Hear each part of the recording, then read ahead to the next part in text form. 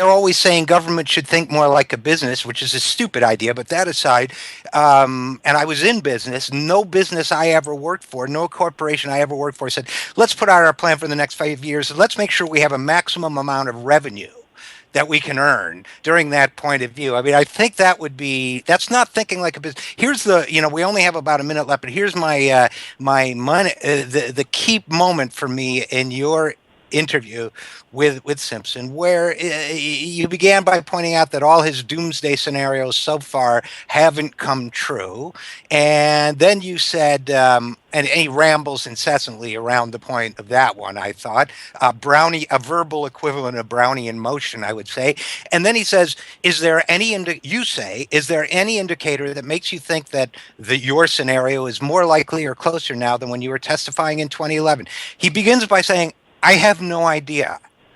And to which the logical follow-up that we're all too curious to answer is, then why are you talking?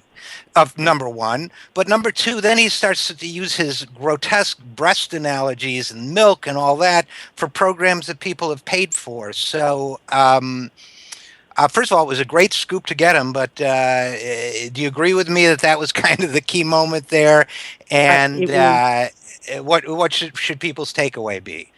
It was quite striking to me. It was really quite striking, and it is interesting whether you're looking at this supposed creditor nightmare that never happens, or you're talking about the Iraq War. That what gets you considered or no longer considered a serious person is striking, and there are some kinds of predictions you can constantly make and not really seem to suffer for it. I do also think, though, that something that I was surprised didn't get more attention in the response to this piece was the comment that type 2 diabetes, the most common form of diabetes, is mostly self-induced. I think well captures who it is that gets blamed in a lot of these debates and the kind of attitude and, frankly, contempt that gets directed at a lot of non-wealthy people in the United States, and also the less than tight relationship with science and empiricism of some of the people who wield a lot of influence over these debates.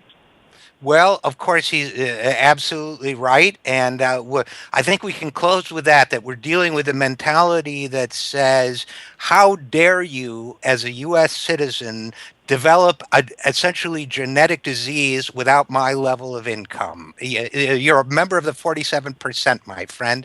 So we'll have to leave it at that. But Josh Eidelson, reporter for Salon, thanks so much for coming and joining.